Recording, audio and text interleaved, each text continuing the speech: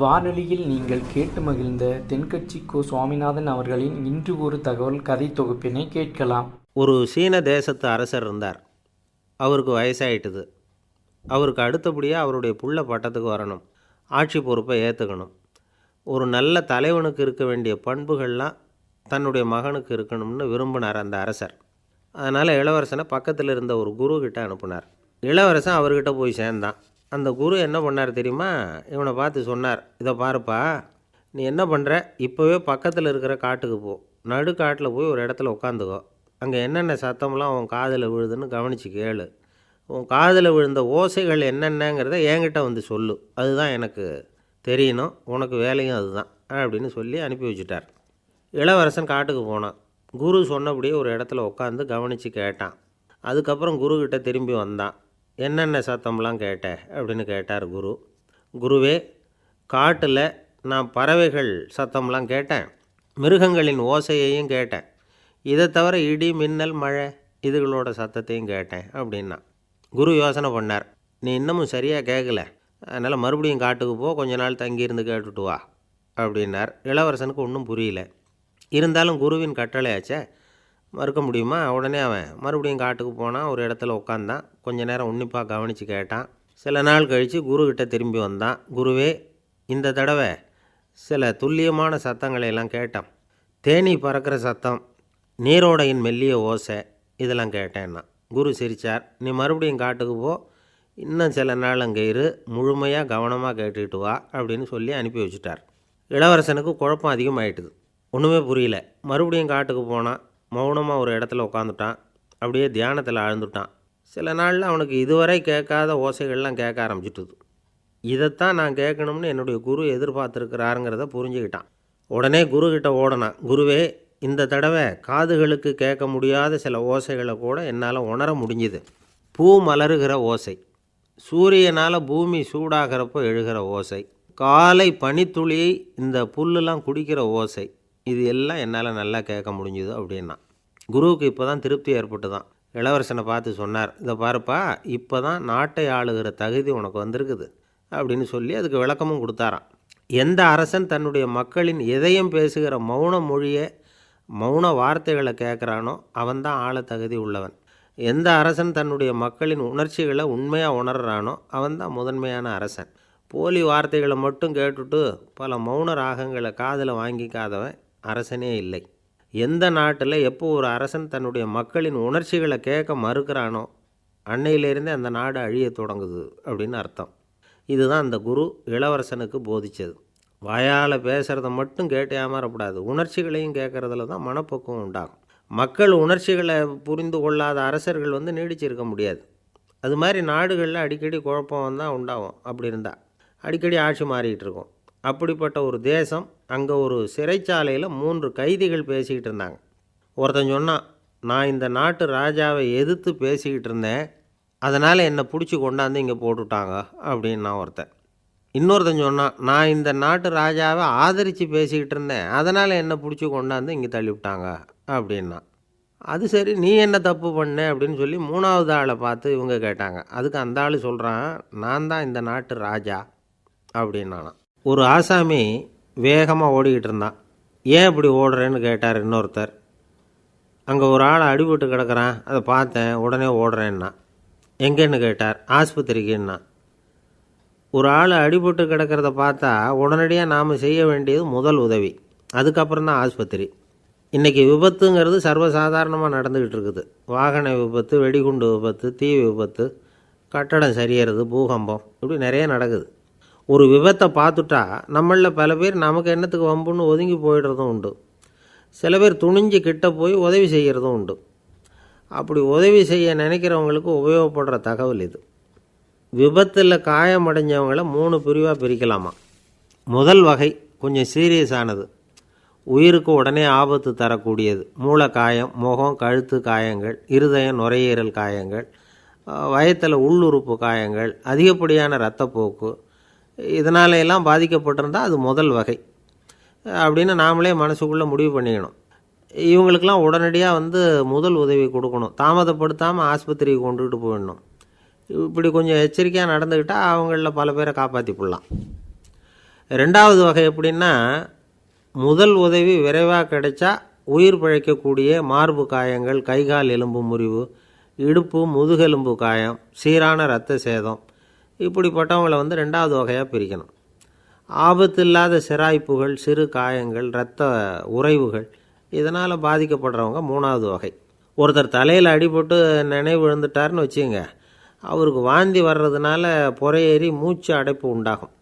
இப்படி ஆகாமல் இருக்கிறதுக்காக தலையை ஒரு பக்கமாக சாய்ச்சி வைக்கலாம். நாடி துடிப்பையும் இதய துடிப்பையும் தொட்டு பார்க்கணும். அது குறைஞ்சிருந்தாலும் சரி, நின்று இருந்தாலும் சரி, அவர் மார்பை வந்து நிமிஷத்துக்கு 80 தடவை உள்ளங்கையால் அழுத்தி இதய துடிப்பை வந்து மீட்கிறதுக்கு உதவி பண்ணணும். கழுத்தில் காயம்பட்டாலும் ஆபத்து அதிகம். கழுத்துக்கு அடியில் ஒரு துண்டை மடித்து வைக்கலாம். 2 பக்கமும் சின்ன தலையணை அல்லது துணி மடிப்புகளை வச்சு கழுத்தை அதிகமாக அசையாமல் பார்த்துக்கலாம். முதுகெலும்பு முறிஞ்சிருக்குமோ அப்படிங்கிற சந்தேகம் இருந்ததுன்னா அவரை அதிகமாக அசைய விடக்கூடாது. அதிகமாக அசைஞ்சால் தண்டு இடத்துல பாதிப்பு ஏற்பட்டு கை கால் விளங்காமல் போயிடும்.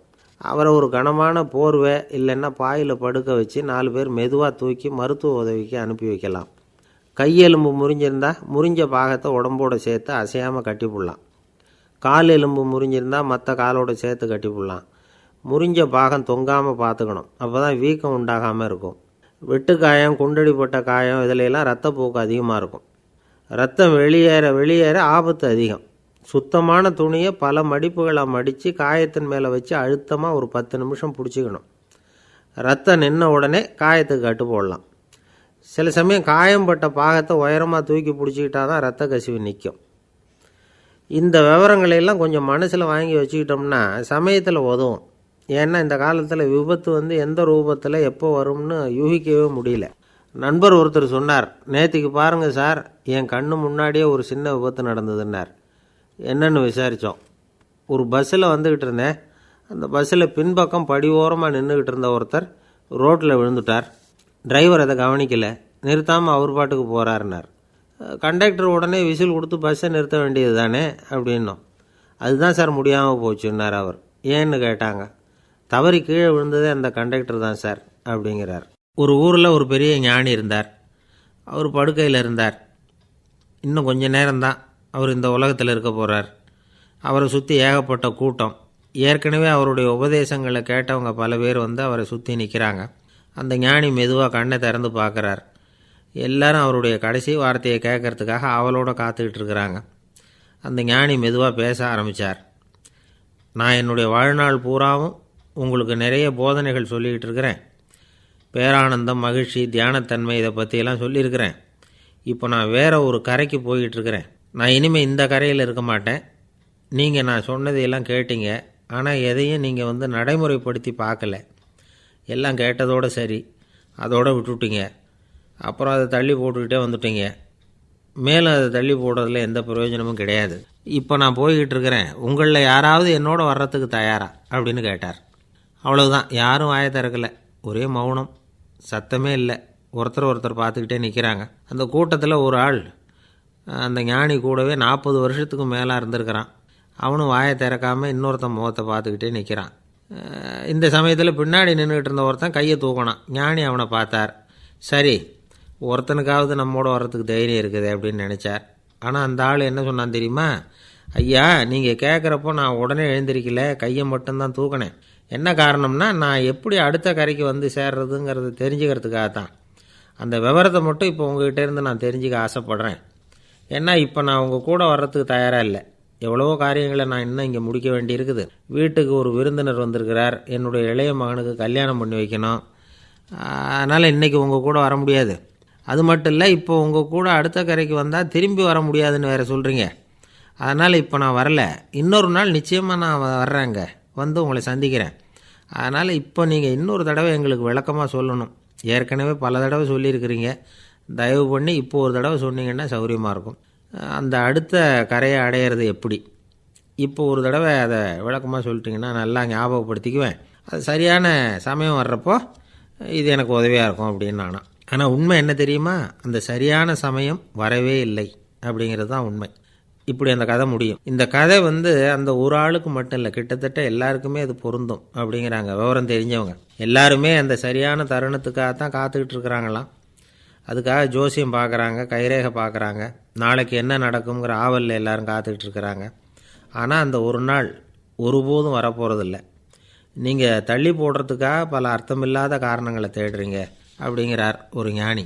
காத்திருக்கிறதுலேயே நம்ம காலம் ஓடி போயிடுது. ஏன்னா இன்றைக்கி நாம் சிந்திக்கிறது நாளைக்கு நாம் சிந்திக்கிறது இல்லை. ஒவ்வொரு நாளும் ஒவ்வொரு மாதிரி போயிடுது. நாளைக்கு மறுநாளை பற்றியே சிந்திக்கிறோம். இப்படியே அது பாட்டுக்கு போயிடும். கரையை தொட்டு பார்க்குறது எப்போ? இதுதான் கேள்வி. நமக்கு வேண்டியப்பட்ட ஒருத்தர் ஒரு ரயில்வே பிளாட்ஃபாரத்தில் நின்றுக்கிட்டு இருக்கிறார். அங்கே இருக்கிறவங்கக்கிட்ட கேட்குறாராம், விசாரிக்கிறார், ஏங்க கிழக்க போகிற ரயில் போயிட்டுதுங்களான்னாராம். போயிட்டுதுன்னு இருக்கிறாங்க. கொஞ்ச நேரம் கழித்து ஏங்க மேற்க போகிற ரயில் போயிட்டுதுங்களான்னு கேட்டிருக்காரு. போயிட்டுதுங்களான் இருக்காங்க. அப்புறம் கொஞ்சம் நேரம் கழித்து மறுபடியும் ஏங்க 10:30 மணி வண்டி போயிட்டுதான்னு கேட்டிருக்கார். தொடர்ந்து காலையிலேருந்து சாயந்தரம் வரைக்கும் இப்படி ஒரே இடத்துல நின்றுக்கிட்டு கேட்டுக்கிட்டே இருக்கிறார். இதை பார்த்துக்கிட்டு இருந்த ஒருத்தர் அவர்கிட்ட வந்து, ஏங்க நீங்கள் எங்கே போகணும் அப்படின்னு கேட்டாராம். இவர் மெதுவாக சொன்னாராம், இந்த ரயில்வே லைனை தாண்டி அந்த பக்கம் போகணும் அப்படின்னாராம். ஒரு குரு, இளம் சீடர்கள் எதிரில் உட்காந்துருக்கிறாங்க. குரு பாடம் நடத்திக்கிட்டு இருக்கிறார். சீடர்களுக்கு ஒரு ஆசை, அதாவது ஒரு முக்கியமான மந்திரத்தை நம்ம குருநாதர்கிட்ட இருந்து கற்றுக்கணும் அப்படிங்கிறது அவங்க ஆசை. அது என்ன மந்திரம்னா, இறந்தவரை உயிர்ப்பிக்கக்கூடிய புனித மந்திரம். அதாவது செத்தவங்களுக்கு மீண்டும் உயிர் உண்டாக்குகிற மந்திரம். குருவே, தயவு பண்ணி அந்த மந்திரத்தை எங்களுக்கு உபதேசிக்கணும் அப்படின்னு கேட்டாங்க. அது ரொம்ப ஆபத்தானது, அது என்னத்துக்கு உங்களுக்கு வேண்டாமேன்னாராம் குரு. எங்களுடைய நம்பிக்கை உறுதிப்படுறதுக்காகத்தான் கேட்குறோம், வேற ஒன்றும் இல்லை அப்படின்னாங்களாம் சீடர்கள். பக்குவப்படாத அறிவுங்கிறது ரொம்ப ஆபத்தானது அப்படின்னாராம் குரு. இது சீடர்களுக்கு புரியல. அது எப்படிங்க பக்குவப்படாத அறிவு ஆபத்தானதுன்னு சொல்கிறீங்க, அப்படின்னா என்ன அப்படின்னு கேட்டிருக்காங்க சீடர்கள். குரு அதுக்கு விளக்கம் கொடுத்தாராம். அந்த மந்திரத்தை எப்போ பயன்படுத்தணுங்கிறது முக்கியம். அதை அறியக்கூடிய ஞானம் ஏற்படுகிற வரைக்கும் அதை தெரிஞ்சுக்காமல் இருக்கிறது தான் நல்லது, இல்லைன்னா ஆபத்துன்னாராம். ஆனால் அந்த சீடர்கள் அதை கேட்குற மாதிரி இல்லை, ரொம்ப பிடிவாதம் பண்ண ஆரம்பிச்சுட்டாங்க. சரி வாங்க சொல்கிறேன்னார் குரு. எல்லோரும் வந்தாங்க. அந்த புனித மந்திரத்தை அவங்களுக்கு ரகசியமாக உபதேசம் பண்ணார். உபதேசம் பண்ணிவிட்டு அவங்களுக்கு எச்சரிக்கையும் கொடுத்தார். இந்த மந்திரத்தை நல்லா ஆராய்ச்சி பார்த்ததுக்கு அப்புறம்தான் உச்சரிக்கணும், அவசரப்பட்டு எதுவும் செஞ்சிடக்கூடாது அப்படின்னு ஒரு தடவைக்கு பல தடவை எச்சரிக்கை கொடுத்தார். சரின்னு சொல்லிவிட்டு அவங்கெல்லாம் மந்திரத்தை கற்றுக்கிட்டு எழுந்திரிச்சு போயிட்டாங்க. ஒரு நாள் அந்த சீடர்கள் எல்லாம் மணற்பாங்கான இடத்துல அப்படியே நடந்து போயிட்டுருக்கிறாங்க. ஒரு பாலைவன பகுதி மாதிரி ஒரு இடம். அங்கே ஒரு இடத்துல எலும்புகள் குவியலாக கிடந்தது. உடனே இந்த சீடர்கள் முன்ன பின்ன யோசிக்காமல், தியானமும் பண்ணாமல், அந்த மந்திரத்தோட பயனை சோதித்து பார்க்கணும் அப்படின்னு நினச்சிக்கிட்டு அந்த மந்திரத்தை உச்சரிக்க ஆரம்பிச்சிட்டாங்க. அவ்வளோதான். உடனே என்னாச்சு தெரியுமா? அந்த எலும்புகள் எல்லாம் ஓநாய்களாக மாறி அவங்கள துரத்த ஆரம்பிச்சுட்டுது. சீடர்கள் எல்லாம் தலைதெறிக்க ஓட ஆரம்பிச்சிட்டாங்க. ஓநாய்களும் விடலை, அவங்கள துரத்தி பிடிச்சி கடித்து கொதற ஆரம்பிச்சுட்டுது. அப்போ தான் அந்த சீடர்களுக்கு குரு சொன்ன அறிவுரையோட அர்த்தம் புரிஞ்சுது. பக்குவப்படாத அறிவு ஆபத்தானது அப்படிங்கிறது. அதனால் இதிலேருந்து நாம் தெரிஞ்சுக்க வேண்டியது என்னென்னா, நாம் நம்ம அறிவை வளர்த்துக்கிட்டால் மட்டும் போதாது, அந்த அறிவை எப்போ எப்படி பயன்படுத்தணும் அப்படிங்கிற பக்குவமும் நமக்கு வரணும். அப்போ தான் வாழ்க்கை நல்லபடியாக அமையும், இல்லைன்னா இடைஞ்சல் தான். இந்த காலத்தில் சில சின்ன பிள்ளைங்களுக்கே அறிவு ரொம்ப பக்குவப்பட்டிருக்குங்கிறத உணர முடியுது. ஒரு சின்ன பையன் பள்ளிக்கூடத்தில் மார்க் லிஸ்ட்டு கொடுத்தாங்க, வாங்கிக்கிட்டு அவசரமாக வீட்டுக்கு ஓடினான். எதிரில் வந்த ஒருத்தர் கேட்டார், என்ன அவசரம், ஏன் இப்படி வேகமாக ஓடுறேன்னார். எங்கள் அம்மா கிட்ட அடி வாங்கணும், அதுக்காக தான் ஓடுறேன்னா. அடி வாங்கிறதுக்காக இவ்வளவு அவசரம்னார் அவர். அப்படி இல்லைங்க, நான் போகிறதுக்குள்ளே எங்கள் அப்பா வீட்டுக்கு வந்துட்டாருன்னா அவர்கிட்ட அடி வாங்க வேண்டியிருக்கும், அதை அவாய்ட் பண்ணுறதுக்காக இப்படி ஓடுறேன் அப்படின்னு நானான் அந்த பையன். ஒரு ஊரில் ஒரு ஆள் இருந்தான். அவனுக்கு ஒரே ஒரு மகள். அவளை நல்ல இடத்துல கட்டி கொடுக்கணும்னு ஆசைப்பட்டான். அதுக்காக மாப்பிள்ளை தேடிக்கிட்டு இருந்தான். அவன் கொஞ்சம் வசதியான ஆள், அதனால் நிறைய பேர் வந்தாங்க. இருந்தாலும் ஒரு நல்ல குணமுள்ள மாப்பிள்ளையாக இருக்கணும் அவன் எதிர்பார்த்தான். அப்படி இருக்கணும்னு தொடர்ந்து முயற்சி பண்ணான். கடைசியாக ஒரு 3 பேர் கிடைச்சாங்க. அந்த 3 பேரில் யாரை தேர்ந்தெடுக்கிறது, இதுதான் அவனுக்கு வந்த குழப்பம். இந்த நிலைமையில் ஒரு பெரியவரை தேடி போனான். அவர்கிட்ட தன்னுடைய பிரச்சனையை சொன்னான். அவர் கொஞ்சம் யோசனை பண்ணார். அதுக்கப்புறம் 3 பேரையும் கூப்பிட்டார். இதை பாருங்கப்பா, உங்கள் 3 பேருக்கும் 3 மாத கால அவகாசம் தர்றேன், நீங்கள் இப்போ போகலாம். 3 மாதம் கழித்து திரும்பி வரலாம். அப்படி வரும்பொழுது இந்த 3 மாத காலத்தில் நீங்கள் செஞ்ச நல்ல காரியம் ஏதாவது ஒன்று சொல்லணும். அதை வச்சு உங்களில் ஒருத்தரை நாங்கள் தேர்ந்தெடுத்துக்கிறோம் அப்படின்னு சொன்னாராம். 3 பேரும் சரின்னு சொல்லிவிட்டு திரும்பி போயிட்டாங்க. 3 மாதம் ஆச்சு. அதுக்கப்புறம் ஒரு நாள் திரும்பி வந்தாங்க. அவர் அவங்கள கூப்பிட்டு உட்கார வச்சார். அப்புறம் கேட்டார், இப்போ சொல்லுங்கள், இந்த 3 மாத காலத்தில் நீங்கள் செஞ்சுருக்கிற ஏதாவது ஒரு நல்ல காரியத்தை சொல்லுங்க அப்படின்னார். முதல்ல ஒருத்தன் எழுந்திரிச்சு நின்னான். ஐயா, எங்கள் அப்பா இறந்த பிறகு அவரோட கணக்கு வழக்குகளை எடுத்து பார்த்துக்கிட்டு இருந்தேன். அவர் ஒரு வியாபாரிகிட்ட 10,000 ரூபா கடன் வாங்கியிருக்கிறதாக எழுதியிருந்தார். அந்த வியாபாரியும் இப்போ உயிரோடு இல்லை. இருந்தாலும் அந்த வியாபாரியோட மகனை தேடி கண்டுபிடிச்சேன். கணக்கு புத்தகத்தை காட்டினேன். உங்கள் அப்பா கிட்ட 10,000 ரூபா கடன் வாங்கியிருக்கிறதாக இதை எழுதியிருக்கிறார். அதனால் அதை திருப்பி கொடுக்கறதுக்காக வந்திருக்கிறேன். இந்தாங்க அந்த பணம் அப்படின்னு சொல்லி கொடுத்துட்டு வந்துட்டேன் அப்படின்னு நானும். இதை பெரியவர் கவனமாக கேட்டுக்கிட்டார். அதுக்கப்புறம் 2வது இளைஞன் எழுந்திரிச்சான். ஐயா, நான் போன மாதம் ஒரு நாள் ராத்திரி வேளையில் ஒரு காட்டுப்பாதை வழியாக எங்கள் ஊருக்கு போய்கிட்டு இருந்தேன். அந்த சமயத்தில் அந்த வழியாக வந்துக்கிட்டு இருந்த ஒரு வழிப்போக்கர்கிட்ட 4-5 திருடர்கள் வம்பு வளர்த்து அவர்கிட்ட இருந்த பொருளை எல்லாம் கொள்ளையடிச்சிக்கிட்டு இருந்தாங்க. நான் உடனே ஒரு குச்சியை எடுத்துகிட்டு ஓடினேன். அந்த திருடர்களை அடித்து விரட்டினேன். பொருளையெல்லாம் மீட்டு அந்த வழிப்போக்கர்கிட்ட ஒப்படைச்சேன். அவரை பத்திரமா அழைச்சிக்கிட்டு போய் அவர் வீட்டில் விட்டுட்டு வந்தேன் அப்படின்னு நானும். இதையும் பெரியவர் கவனமாக கேட்டுக்கிட்டார். அடுத்தபடியாக 3வது இளைஞன் எழுந்திரிச்சான். ஐயா, போன மாதம் ஒரு நாள் நான் ஒரு மலைப்பாதை வழியாக போய்கிட்டு இருந்தேன்.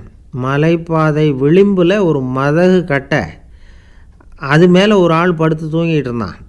அந்த பக்கம் தவறி உருண்டு விழுந்திருந்தான்னா அதில் பாதாளம். அது மலையடி வாரத்தில் போய் தான் விழணும். அவ்வளவு பள்ளம். அது தெரியாமல் அவன் பாட்டுக்கு தூங்கிட்டு இருந்தான். நான் உடனே அவன்கிட்ட ஓடி போய் குனிஞ்சு அவன் முகத்தை பார்த்தேன்.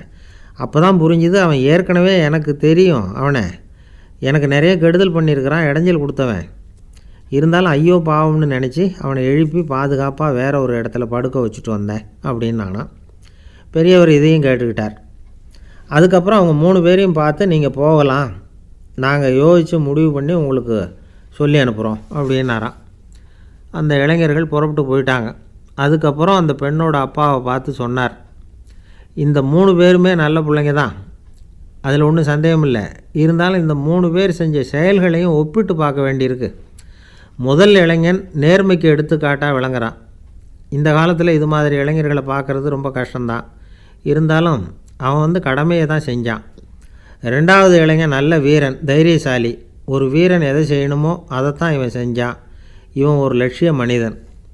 3வது இளைஞன் தன்னுடைய பகைவனுக்கே உதவி செஞ்சுருக்கான். அவன் உயிரை காப்பாற்றியிருக்கிறான். பகைவனுக்கு அருள்வதுங்கிறது ஒரு சாதாரண மனுஷனால் செய்யக்கூடிய காரியம் இல்லை. பகையை மறக்கிறதும் பகைவனுக்கு அருள்வதும் தெய்வீக பண்புகள். அதனால் இவனையே உன்னுடைய மகளுக்கு ஏற்ற மாப்பிள்ளையாக தேர்ந்தெடுக்கலாம் அப்படின்னு சொன்னாங்களாம். ஒரு நல்ல நாளில் அவங்களுக்கு திருமணம் நல்ல விதமாக நடந்து முடிஞ்சுதான். இது சுவாமி சின்மயானந்தர் சொல்லியிருக்கிற ஒரு கதை. இதிலேருந்து நாம் புரிந்து கொள்ள வேண்டிய ஒரு கருத்து, நமக்கு கெடுதல் பண்ணவங்களுக்கும் நாம் நல்லது செய்யணும். ஆனால் நடைமுறையில் அப்படி நம்மளால் செய்ய முடியறதில்ல. அதுதான் சிக்கல். நம்மால் ஒருத்தங்கிட்ட கேட்டேன், ஏண்டா உன்னுடைய பகைவன் ஒருத்தன் அது மாதிரி ஒரு மலைப்பாதை மதகு கட்டையில் படுத்திருந்தா உடனே நீ என்ன நினைப்ப அப்படின்னு கேட்டோம். இது ஒரு அருமையான சந்தர்ப்பம்னு நினைப்பேன் அப்படின்னா. எதுக்குன்னு கேட்டோம். அவனை அந்த பக்கமாக உருட்டி கீழே தள்ளுறதுக்கு அப்படின்னா. ஒரு ஊரில் ஒரு ஞானி இருக்கிறார். ரொம்ப பெரிய ஞானி. ரொம்ப வயசாகிட்டுது. கடைசி காலத்தில் அவர்கிட்ட சில பேர் வந்தாங்க. உங்கள் குரு யார் அப்படின்னு கேட்டாங்க. அவர் நிமிர்ந்து பார்த்தார். எனக்கு ஆயிரக்கணக்கான குருமார்கள் உண்டு. அவங்க பேரெல்லாம் சொல்லணும்னா இந்த காலம் பத்தாது. ஆனால் முக்கியமான ஒரு 3 பேரை பற்றி மட்டும் உங்களுக்கு சொல்கிறேன் அப்படின்னாராம். அப்புறம் சொன்னார், அந்த 3 பேரில் ஒருத்தன் ஒரு திருடன். ஒரு சமயம் ஒரு பாலைவனம் வழியாக நான் போய்கிட்டு இருந்தேன். அப்போது வழி தவறி போய் ஒரு கிராமத்துக்கு போயிட்டேன். அது இருட்டு நேரம், நடு ராத்திரி, ஊரே உறங்கி போச்சு. அந்த நேரத்தில் ஒரு ஆள் மட்டும் ஒரு வீட்டு சுவத்தில் ஏதோ பண்ணி உள்ளே நுழையிறதுக்கு முயற்சி பண்ணிகிட்ருக்கிறான். அவங்கிட்ட போய் நான் இன்றைக்கி இங்கே எங்கே தங்க முடியும் அப்படின்னு கேட்டேன். அதுக்கு அவன், இந்த ராத்திரி வேளையில் அது ரொம்ப சிரமம், ஒரு திருடனோட உங்களால் தங்க முடியும்னா நீங்கள் என்னோட தங்கலாம் அப்படின்னா. நான் அவங்க கூட 1 மாதம் தங்கியிருந்தேன். ஒவ்வொரு நாள் ராத்திரியும் இப்போ நான் என்னுடைய வேலைக்கு போகிறேன், நீங்கள் ஓய்வு எடுத்துக்கோங்க அப்படின்னு சொல்லிவிட்டு போவான். அவன் திரும்பி வந்த உடனே உனக்கு ஏதாவது கிடச்சிதான்னு நான் கேட்பேன். அதுக்கு அவன், இன்றைக்கி ராத்திரி ஒன்றும் இல்லை, நாளைக்கு மறுபடியும் முயற்சி பண்ணுவேன் அப்படிம்பா. எப்பவும் அவன் நம்பிக்கை இழந்ததே கிடையாது, எப்பவும் சந்தோஷமாகவே இருப்பான். நானும் ரொம்ப காலமாக தியானம் பண்ணிக்கிட்டே இருந்தேன், ஒன்றுமே நடக்கலை. ஆனால் நான் என்ன பண்ணேன் தெரியுமா, மனசு வருத்தப்படும், நம்பிக்கை இழந்துருவேன். அப்போல்லாம் அந்த திருடனுடைய விடாமுயற்சி தான் ஞாபகத்துக்கு வரும். அதனால் அந்த திருடன் எனக்கு ஒரு குரு. என்னுடைய 2வது குரு யாருன்னா அது ஒரு நாய். இது எப்படின்னா, ஒரு சமயம் எனக்கு ரொம்ப தாகமாக இருந்தது, ஒரு நதியை நோக்கி போய்கிட்டு இருந்தேன். அப்போது ஒரு நாயும் வந்தது, அதுக்கும் தாகம். ஓடி வந்து ஆற்றை பார்த்துது, அதோட நிழல் வந்து ஆற்றுல தெரிஞ்சுது. அதை பார்த்ததும் பயந்துட்டுது. அதாவது அது தன்னுடைய சொந்த உருவத்தையே கண்டு பயந்தது. அதை பார்த்து குறைக்குது, திரும்பி ஓடிச்சு. ஆனால் அதுக்கு தாகம் அதிகமாக இருந்ததுனால அது மறுபடியும் திரும்பி வந்தது. பார்த்தா மறுபடியும் தண்ணியில் நாயோட உருவம் தெரியுது. இப்படி சில தடவை பண்ணிச்சு, இருந்தாலும் கடைசியில் தண்ணியில் குதிச்சுட்டுது துணிஞ்சி. இப்படி குதித்த உடனே அதோட உருவமும் மறைஞ்சுட்டுது. இதை பார்த்தேன். நான் என்ன புரிஞ்சுக்கிட்டேன்னா, எவ்வளவு தான் பயம் இருந்தால் கூட ஒருத்தன் தைரியமாக காரியத்தில் இறங்கணும் அப்படிங்கிறத புரிஞ்சுக்கிட்டேன். இந்த போதனை அந்த நாய்கிட்ட இருந்து எனக்கு கிடைச்சிது. இது ஒன்று. அடுத்தது என்னுடைய 3வது குரு யாருன்னா அது ஒரு சின்ன குழந்தை. நான் ஒரு சமயம் ஒரு நகரத்துக்கு போனேன். அங்கே ஒரு குழந்தை எரிகிற மெழுகுவத்தி ஒன்று எடுத்துக்கிட்டு வந்தது. நான் அந்த குழந்தைய பார்த்து வேடிக்கையாக கேட்டேன், ஏன் பாப்பா இந்த மெழுகுவத்தியை நீயாவே கொளுத்துனியா அப்படின்னு கேட்டேன். ஆமான்னுது அந்த குழந்தை. சரி, இந்த மெழுகுவத்தி முன்னாடி எரியாமல் இருந்தது, இப்போ எரியுது, இந்த மெழுகுவத்திக்கு வெளிச்சம் எங்கேருந்து வந்தது, அதை எனக்கு காட்ட முடியுமா அப்படின்னு கேட்டேன் அந்த குழந்தைகிட்ட. இதுக்கு அந்த குழந்தை சிரிச்சுக்கிட்டு அந்த மெழுகுவத்தியை ஊதி அணைச்சுட்டுது. அதுக்கப்புறம் என்னை பார்த்து கேட்டுது, இப்போ இந்த மெழுகுவத்தியின் வெளிச்சம் போனதை பார்த்தீங்க இல்லையா, அது எங்கே போச்சுன்னு எனக்கு சொல்லுங்க அப்படின்னுது. அந்த குழந்தை இப்படி கேட்டதும் என்கிட்ட இருந்த ஆணவம் அழிஞ்சுட்டுது. நான் படித்ததெல்லாம் அந்த வினாடியில் சுக்கு நூறாக போயிட்டுது. என்னுடைய முட்டாள்தனத்தை நான் உணர்ந்தேன் அப்படின்னு இவ்வளவும் அந்த ஞானி விவரமாக சொன்னாராம். அதனால் நாம் இன்னார்கிட்டே இருந்து தான் இதை கற்றுக்கணுங்கிறது இல்லை, யாருக்கிட்டே இருந்தும் எதையும் கற்றுக்கலாம். நம்மால் ஒருத்தன் ஒரு நாய் வளர்த்துக்கிட்டு இருந்தான். அந்த நாய்க்கு வால் கிடையாது, யாரோ ஏற்கனவே வெட்டி எடுத்துட்டாங்க. இந்த நாய் தான் சார் எனக்கு குரு, அதுக்கிட்டே இருந்து கூட நான் பாடம் கற்றுக்கிட்டு இருக்கிறேன் அப்படின்னா. அப்படி என்ன கற்றுக்கிட்டேன் அந்த வால் இல்லாத நாய்கிட்டே இருந்து அப்படின்னு கேட்டோம். நாம் யாருக்கிட்டேயும் வாலாட்டக்கூடாது அப்படிங்கிற பாடத்தை அதுக்கிட்டே இருந்து தான் நான் கற்றுக்கிட்டேன் அப்படின்னா. சில பேரை இப்படி சொல்கிறது உண்டு, அடுத்தவங்களை அனுசரித்து நடந்துக்க தெரியல, அவன் என்ன சார் மனுஷன் அப்படிம்பாங்க. சக மனிதர்களோடு எப்படி பழகிறது அப்படின்னு தெரியாததுனாலேயே பல பேர் இன்றைக்கி சங்கடப்பட்டுக்கிட்டு இருக்கிறாங்க. வசதி வாய்ப்பெல்லாம் சரியாக இருக்கும், ஆனால் வாழ்க்கை சரியாக இருக்காது. இன்னொருத்தர்கிட்ட எப்படி பேசுறது பழகிறதுங்கிறது தெரியாததுனால தான் இந்த அவஸ்தை. சரி, இந்த அவஸ்தை இல்லாமல் வாழறது எப்படி? இதுக்கு அனுபவசாலிகள் சில வழிமுறைகளை சொல்கிறாங்க. அதெல்லாம் என்னென்னங்கிறத இப்போ தெரிஞ்சுக்குவோம். முதல்ல நம்ம நாக்கு நம்ம கண்ட்ரோலில் இருக்கணும். வார்த்தைகளை கொட்டிவிட்டு அதுக்கப்புறம் அள்ள முடியாமல் கடந்து கஷ்டப்படக்கூடாது. எப்படி பேசுகிறோங்கிறதும் முக்கியம், பேசுகிறப்ப எப்படி முகத்தை வச்சுருக்கிறோங்கிறதும் முக்கியம். அன்பாக பேசினாலும் நல்லாயிருக்கும், அப்படி பேசுகிறப்ப ஆதரவாக அவர் தோள் மேலே ஒரு கையை போட்டுக்கிட்டு பேசினா இன்னமும் நல்லாயிருக்கும். 2வது விஷயம், இன்னொருத்தர்கிட்ட பேசுகிறப்ப வாக்குறுதிகளை அள்ளி வீசக்கூடாது. கொடுக்குற வாக்குறுதி குறைச்சலாக இருக்கணும். அப்படி கொடுத்த வாக்குறுதியை கண்டிப்பாக நிறைவேற்றணும். நாம் ஒருத்தரை பாராட்டுறோம் அல்லது அவரை பற்றி அபிப்பிராயம் சொல்கிறோம்னா அது ஆக்கப்பூர்வமாக இருக்கணும். நம்ம பாராட்டு அல்லது விமர்சனம் அடுத்தவருடைய முன்னேற்றத்துக்கு உதவுறது மாதிரி இருக்கணும். நாம் சொல்கிறத கேட்டுட்டு அவன் தலையில் கையை வச்சுட்டு உட்காந்துடக்கூடாது. எப்பவும் உற்சாகமாக இருக்கணும், முகம் மலர்ச்சியாக இருக்கணும். மனுஷன் இருந்தால் வருத்தம் கவலை ஏமாற்றம் எல்லாம் இருக்க தான் செய்யும், அதெல்லாம் மனசில் இருக்கட்டும். அந்த வருத்தமும் கவலையும் ஏமாற்றமும் சேர்ந்துக்கிட்டு நம்ம முகத்தில் இருக்கிற மலர்ச்சியை மூடி மறைக்கிறதுக்கு நாம் இடம் கொடுத்துடக்கூடாது.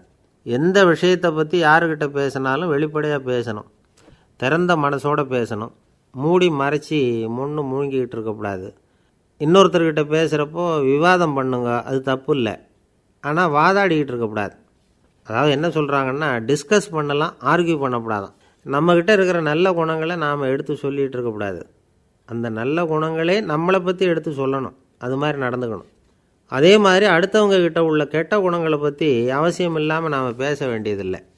உங்களை பற்றி யாராவது தப்பாக பேசுகிறாங்களா, அப்படி அவங்க பேசுகிறதுல உண்மை இல்லையா அப்படின்னா அதை நீங்கள் பொருட்படுத்த வேண்டியதில்லை, விட்டுடலாம். அது தானாக போயிடும். ஒரு 4-5 பேரோட பேசிக்கிட்டு இருந்தீங்கன்னா எல்லாருக்கும் முக்கியத்துவம் கொடுங்க, யாரையும் அலட்சியப்படுத்தாதீங்க. தமாஷா பேசலாம், ஆனால் அவங்க தமாஷ் அடுத்தவங்களை கேலி பண்ணுறதா இருக்கக்கூடாது. நமக்கு கிடைக்க வேண்டியது கிடைக்கலையே அப்படிங்கிற தவிப்பு நம்மக்கிட்ட இருக்கக்கூடாது, அது தேவையில்லை. உங்கள் செயல்பாடுகள் தெளிவாக இருக்கட்டும், பாராட்டு தானாக அவங்கள தேடிட்டு வரும். இன்னொரு மனுஷனுடைய மனசில் கௌரவமான ஒரு இடத்த பிடிக்கணும்னா நாம் இந்த குணத்தையெல்லாம் நம்மக்கிட்ட வளர்த்துக்கணும். இதெல்லாம் அனுபவசாலிகள் சொல்லியிருக்கிற குறிப்புகள். இந்த குறிப்புகளை சரியாக புரிஞ்சுக்கணும், அது முக்கியம். தப்பாக புரிஞ்சுக்கிட்டா என்ன ஆகும் தெரியுமா? இதை கேளுங்க.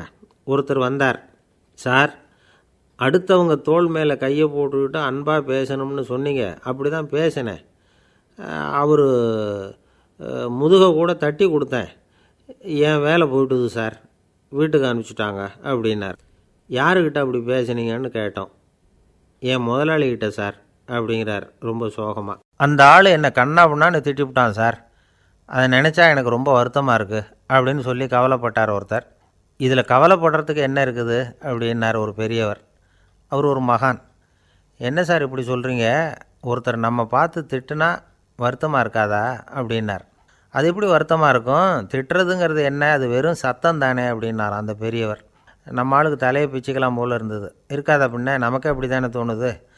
அந்த பெரியவர் சொல்கிறது ரொம்ப பெரிய விஷயம், அதை நாம் புரிஞ்சிக்க முயற்சி பண்ணலாம்னா நடைமுறை வாழ்க்கைக்கு அது ஒத்து வர்றது மாதிரி தெரிய மாட்டேங்குது. இருந்தாலும் அந்த பெரியவர் அதுக்கு என்ன தான் விளக்கம் கொடுக்குறாருன்னு பார்ப்போமே. ஒரு ரயில் போயிட்டுருக்கு, அதில் ஒரு சாது போயிட்டுருக்கார். அந்த ரயில் அவர் ஹரித்வாரம் போயிட்டுருக்கார். அவர் ரயிலில் ஏகப்பட்ட கூட்டம். நம்ம ஊர் ரயில் கேட்க வேணும், டிக்கெட் வாங்கிட்டு கொஞ்சம் பேர், வாங்காத கொஞ்சம் பேர். அது என்னத்துக்கு அனாவசியமாக டிக்கெட் அப்படிங்கிற நினப்பில் பாதி பேர். இந்த கூட்டத்துக்கு மத்தியில் அந்த சாதுவும் போயிட்டுருக்கிறார். உட்கார்றதுக்காக இருந்த இடத்துல ஒரு ஆள் படுத்துருக்கிறான், கொஞ்சம் முரட்டு ஆசாமி. அவன் கால் பக்கத்தில் கொஞ்சோண்டு இடம் பாக்கி இருந்தது. அந்த இடத்துல இந்த சாது உட்காந்துருந்தார். மெதுவாக உட்காந்துக்கிட்டார் போய். ஆனால் அந்த ஆள் ராத்திரி பூரா இவரை காலால் உதச்சிக்கிட்டே இருக்கிறான். அது இவருக்கு ரொம்ப அவமானமாக பட்டுது, அதனால் துக்கம் ஏற்பட்டுது. இருந்தாலும் அதை ஒரு மாதிரியாக சகிச்சுக்கிட்டே இவர் சேர்ந்தார். பொழுது விடிஞ்சுது. அந்த சாது ஹரித்வார் சேர்ந்தார். அங்கே ஒரு பெரிய ஞானியை சந்தித்தார்.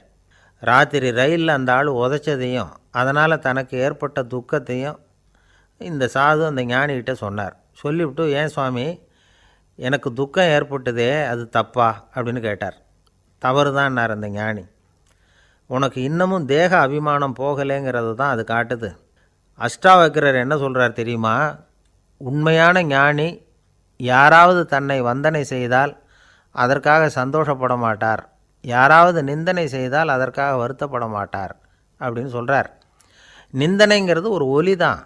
தேகாபிமானம் இருக்கிற வரைக்கும் இந்த ஒலி நம்மளை வேதனைப்படுத்தும். நான் தேகம் இல்லை, ஆத்மா அப்படிங்கிற நினைவு இருந்தால் இந்த ஒலி நம்மளை பாதிக்காது. மனு என்ன சொல்கிறார் தெரியுமா? ஒரு சாதகன் பாராட்டுதலை விஷம்னு நினச்சி பயப்படணும், அவமானத்தை அமிர்தம்னு நினச்சி சந்தோஷப்படணுங்கிறார். அவமானப்பட்டால் கவலைப்படாமல் எப்படி இருக்க முடியும் அப்படின்னு தான் நமக்கு தோணும்.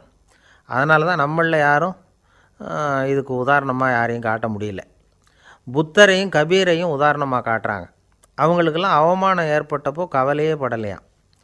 புத்தரை அவமானப்படுத்தணுங்கிறதுக்காக கௌசாம்பி ராணி ஒரு இளம் பெண்ணை கொலை பண்ணி சடலத்தை புத்தர் குடிசைக்கு முன்னாடி போட சொன்னார். போட்டாங்க.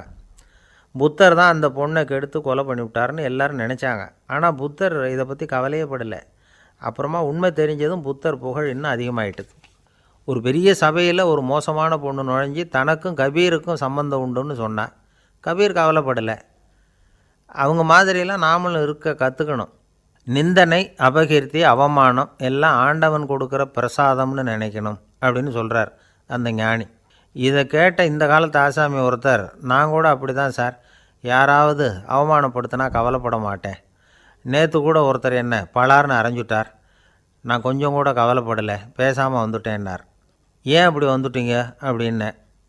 அவர் அரைஞ்சதுலேயும் ஒரு அர்த்தம் இருந்தது, அதனால தான் அப்படி வந்துட்டேன்னார். ஏன் அரைஞ்சாருன்னு கேட்டேன். 10 வருஷத்துக்கு முன்னாடி 15 ரூபா அவர்கிட்ட கடன் வாங்கினேன், அதை கேட்டு கேட்டு பார்த்துட்டு கடைசியாக தான் அரைஞ்சார் அப்படின்னார். ஆண்டவனுடைய பிரசாதம் இவருக்கு அடிக்கடி கிடைக்கும் போல இருக்குது. ஒருத்தர் மனசில் நிம்மதி இல்லாமல் உட்காந்துருந்தார். என்ன சார் விஷயம் அப்படின்னு விசாரித்தேன். அகலக்கால் வச்சுட்டேன், அதுதான் அவதிப்படுறேன்னார். விவரமாக சொல்லுங்கன்னு. வீடு கட்டணும்னு ஆரம்பித்தேன், வேலை பாதியிலேயே நிற்கிது, கையில் பணம் இல்லை அப்படின்னார். இது மாதிரி ஆசாமிகள் பல பேரை நீங்கள் பார்த்துருக்கலாம். இவங்கெல்லாம் சுலபமாக மன அழுத்தத்துக்கு ஆளாயிடுறாங்க. மன உளைச்சல், அதாவது ஸ்ட்ரெஸ் அப்படின்னு சொல்கிறோமே, அதுக்கு அடிப்படையான சில காரணங்கள் உண்டு. அதாவது மிகையாக திட்டமிடுதல் அப்படிங்கிறதும் ஒரு முக்கியமான காரணம். நடைமுறை சாத்தியம் என்னங்கிறத மனசில் வச்சுக்கிட்டு எந்த திட்டத்தையும் தீட்டணும், அப்போ தான் அது சரியாக வரும். ரெண்டாவது காரணம் என்ன தெரியுமா? ஒரே நேரத்தில் பல்வேறு செயல்களில் ஈடுபடுறது. தொலைபேசியில் பேசிக்கிட்டே கையில் இருக்கிற கடிதத்தை படிச்சுக்கிட்டே எதிரில் உட்காந்துக்கிட்டு இருக்கிறவருக்கும் அப்பப்போ பதில் சொல்லிக்கிட்டு மனசில் பல்வேறு சிந்தனைகளை அப்படியே ஓட விட்டுக்கிட்டு இருக்கிறது, இதுவும் மன அழுத்தத்தை உண்டாக்குது. மூணாவது காரணம், எதிலேயும் வெற்றி மட்டும் எதிர்பார்க்குற ஒருதலைப்பட்சமான ஆர்வம். நாம் தொட்டதெல்லாம் வெற்றியாகவே முடியணும் அப்படின்னு எதிர்பார்க்குறவங்க ஏதாவது ஒன்றில் தோல்வியை கண்டால் தோண்டு போயிடுறாங்க. எப்படியும் முடியலாம்ங்கிற எண்ணம் ஏற்கனவே நமக்குள்ளே இருந்துட்டுதுன்னா அந்த அவஸ்தை வராது. அதனால் அதுவும் நம்ம வளர்த்து கொள்ள வேண்டிய ஒரு குணம். மன உளைச்சல் ஏற்படுறதுக்கு இன்னொரு காரணம், எதையும் வேகமாக செஞ்சுடணும் அப்படிங்கிற துடிப்பு. அந்த துடிப்பே மனசை அழுத்த ஆரம்பிச்சிடும். எந்த ஒரு காரியத்திலையும் தாமதமோ இடையூறோ ஏற்பட்டால் அதை பொறுத்துக்கிற மனப்போக்கம் வேணும். அது இல்லாதவங்க அழுத்தத்துக்கு ஆளாயிடுறாங்க. சில பேர் வேலைன்னு எந்த நேரம் பார்த்தாலும் வேலையே கதின்னு கிடப்பாங்க. பொழுதுபோக்குக்கோ உடற்பயிற்சிக்கோ குடும்பத்தில் உள்ளவங்க அல்லது நண்பர்கள் கூட கலந்துரையாடவோ கொஞ்சம் கூட நேரம் ஒதுக்க மாட்டாங்க. இந்த சுபாவம் மன அழுத்தத்தை உண்டு பண்ணும். இதையெல்லாம் புரிஞ்சுக்கிட்டு அதிலிருந்து விடுபடுறது எப்படின்னு யோசிக்கணும்.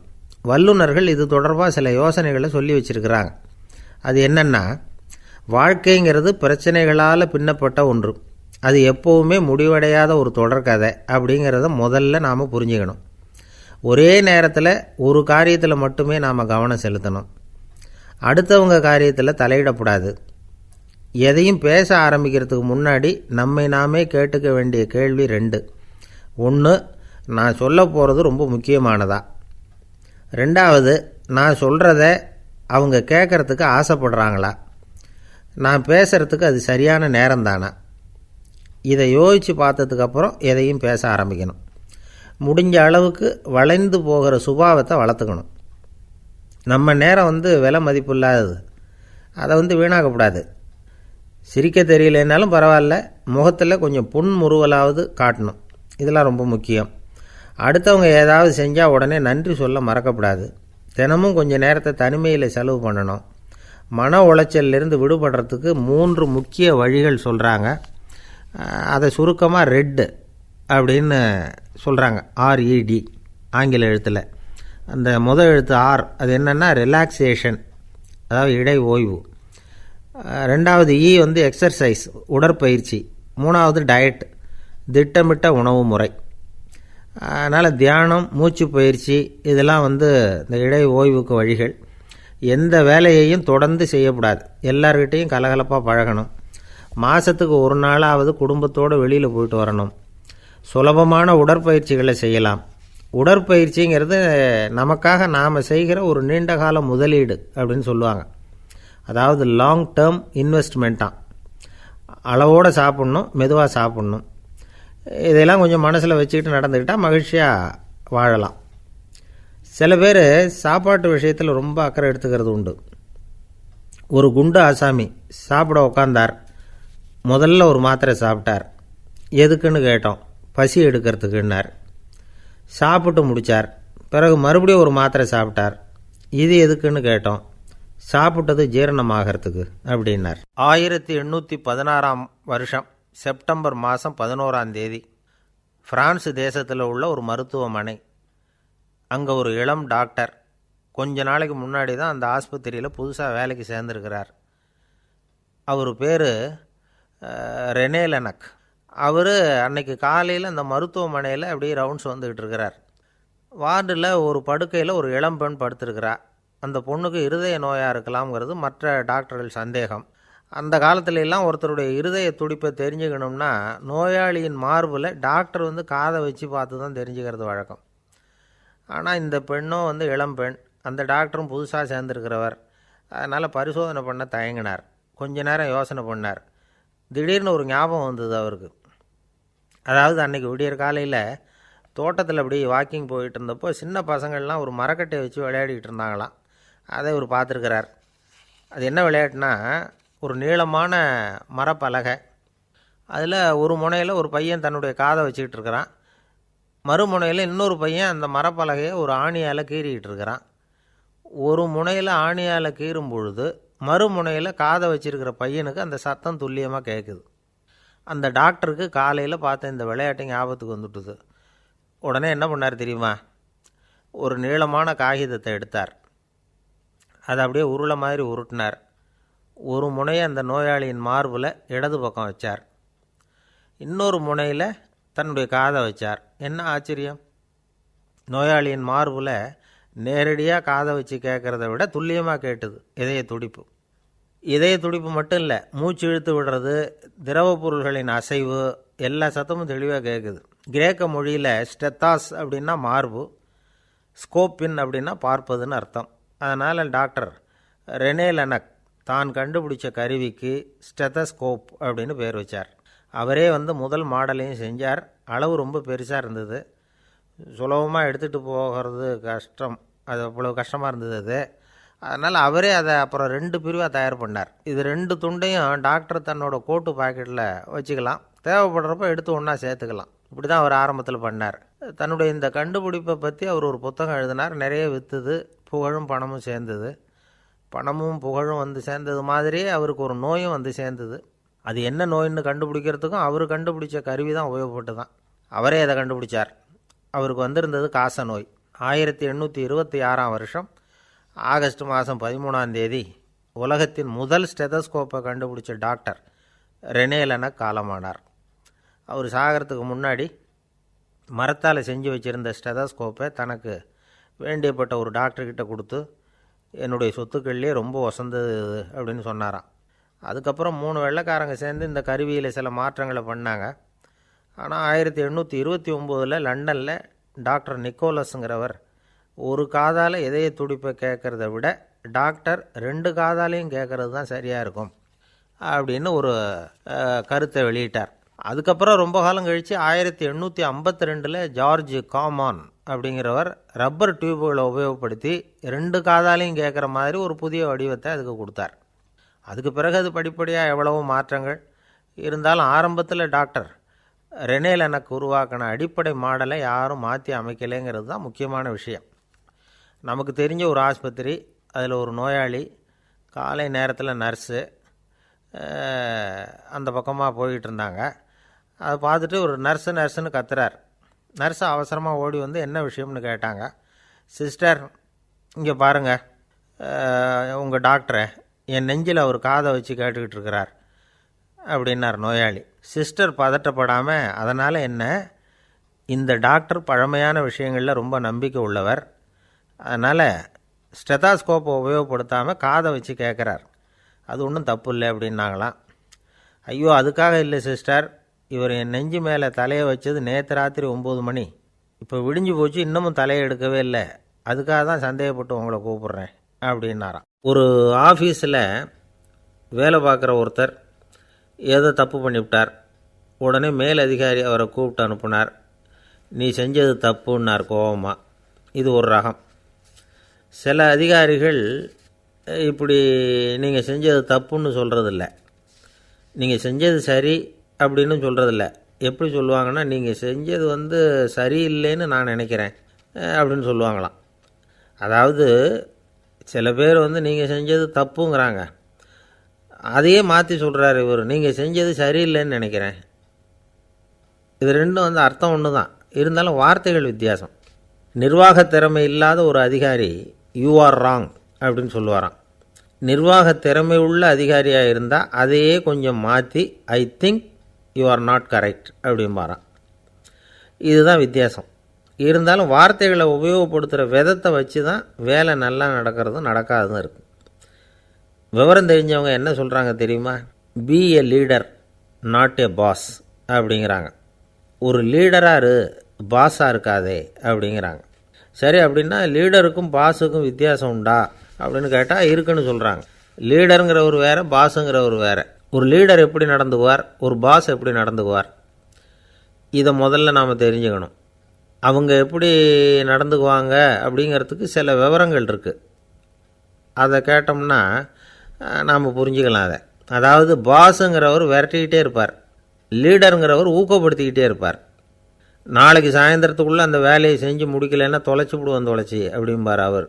இவர் எப்படி சொல்லுவார்னா, இது வரைக்கும் நீங்கள் செஞ்சுருக்கிற வேலை ரொம்ப அற்புதம் அப்படிம்பார். பாஸுங்கிறவர் அதிகாரத்தை நம்பி செயல்படுறவர், லீடருங்கிறவர் நல்லெண்ணத்தை நம்பி செயல்படுறவர். நம்மக்கிட்ட அதிகாரம் இருக்குது, பவர் இருக்குது, அதனால் காரியத்தை சாதிச்சுடலாம் அப்படின்னு நினைக்கிறவர் அவர்.